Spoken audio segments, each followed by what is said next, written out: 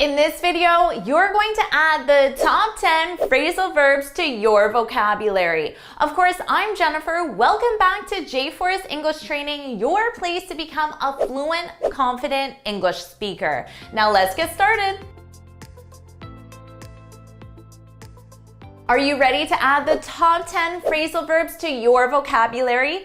Now make sure you watch right until the end because I'm going to quiz you to see how well you know how to use these phrasal verbs. Phrasal verb number 1, to add up. We use this phrasal verb to say that something seems reasonable or likely. And the something is usually a story, an explanation, or a reason. So let's say your coworker took a week off of work because she had to care for her sick mother.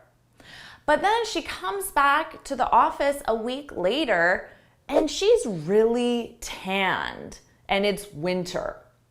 You might say, something doesn't add up. Her story doesn't seem reasonable or likely. Something doesn't add up. If she was taking care of her sick mother, why does she have a tan? I bet she took the week off to go to the beach, to go on vacation.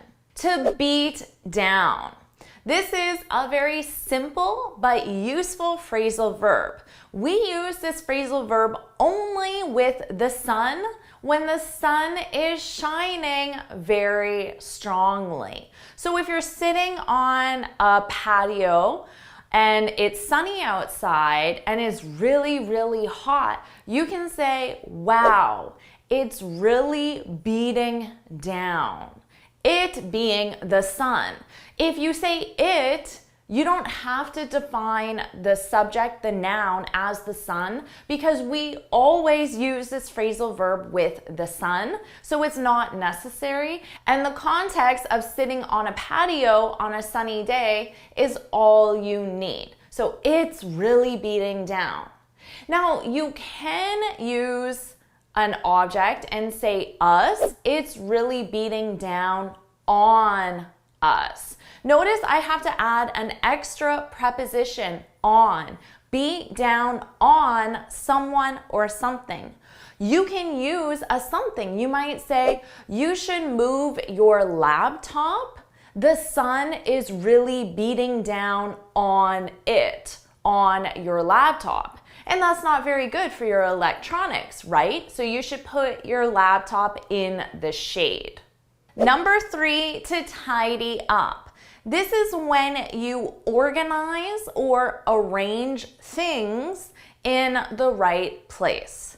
So you can take a bedroom, an office, a kitchen, any individual room, or you could take an entire house even, and you might say, this weekend I need to tidy up, or this weekend I need to tidy my office up. So you're going to go in your office and you're going to put all the things, the objects, in the right place. So this is a very useful phrasal verb. Number 4, to talk down to. When you talk down to someone, you talk to them in a way that makes them feel less intelligent than you or less important than you. So this is a negative phrasal verb. This often happens with adults and children, adults and teenagers, parents and teenagers. A teenager might complain, or a young adult might complain, that their parents always talk down to them. They talk to them in a way that makes them feel less intelligent or less important. This often happens in the workplace, especially with someone in a higher position and someone in a lower position. That someone in a higher position might talk down to that person, even though that person has a lot more experience than them. And there's no reason to do that. So this is used in a negative way, but it commonly happens. So you'll hear this phrasal verb a lot when people are complaining about other people. Number 5, to sum up. This means to summarize the main points. We commonly use this phrasal verb when you're ending a presentation or a speech in your conclusion when you want to summarize. So at the end of your presentation, you might say, to sum up, if we want to increase our profits, we need to diversify our product line. So that's the main point of your presentation. You elaborated on that main point, and now you're saying to sum up, to summarize. So this is an excellent phrasal verb to add to your business vocabulary to sound very advanced, professional, and natural. Number 6, to joke around. When you joke around, it means what you're saying shouldn't be taken seriously. You're just joking. You're just being lighthearted. You're just having fun. But we commonly use this to reassure someone. So you might say, oh, don't get mad. I was just joking around. So maybe you were making comments about someone in a lighthearted way, but they took it seriously. And you reassure them, don't get mad, I was just joking around. Now, sometimes you might tell someone you shouldn't joke around about job loss. So maybe somebody is making comments about other people losing their jobs and they're not taking it very seriously. But you want that person to know that's inappropriate. That's a serious topic. You shouldn't joke around about job loss. It's affected many people. Number 7, to eat out. This simply means to eat in a restaurant. So rather than saying, last night I went to a restaurant for dinner, we just simply say, last night I ate out. Last night I ate out, which means I ate in a restaurant. This morning I ate out before work. So because it's morning, obviously we're talking about breakfast. So you can use it for any meal of the day. So you might suggest to your friend, if you want to save money, you should stop eating out. You should stop eating out all the time. So you should stop eating in restaurants because, of course, it's more expensive. So this is an excellent phrasal verb to add to your daily vocabulary to sound like a native English speaker. Number 8, to drum up. Now, when you drum something up, it means you increase support or interest in someone or something. So let's say your company introduced a new product, but sales are lower than expected.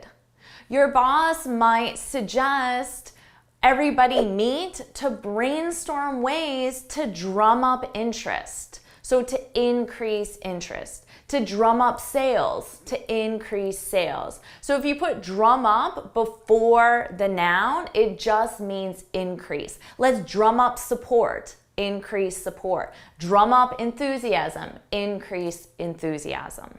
Number 9, to speak up. When you speak up, it means you speak more loudly.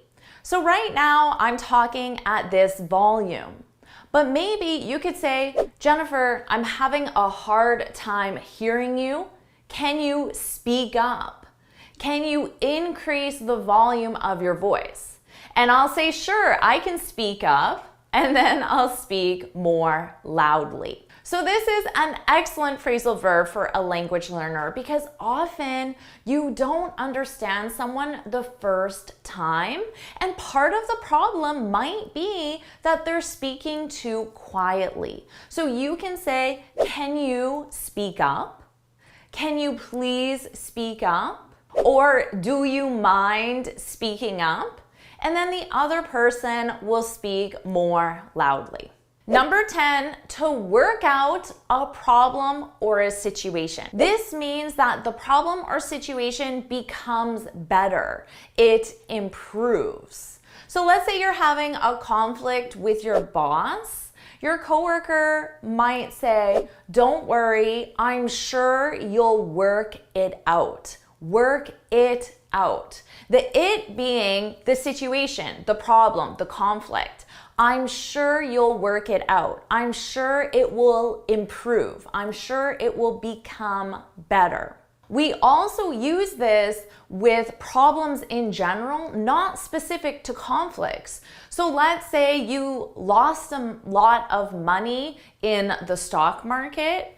That's a problem. But your friend can say, don't worry, I'm sure it will work out. So it being the situation that you lost a lot of money. I'm sure it will all work out in the end. So that is a very common expression that native speakers use to reassure someone that a situation, a problem, a conflict will improve. I'm sure it will all work out in the end. Now you have 10 new phrasal verbs added to your vocabulary to sound fluent, advanced, and natural in English. Awesome job! Are you ready for your quiz?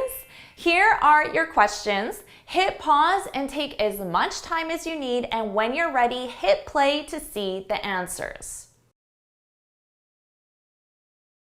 So how did you do with that quiz? Let's find out. Here are the answers. Hit pause, compare the answers to your own, and whenever you're ready, hit play.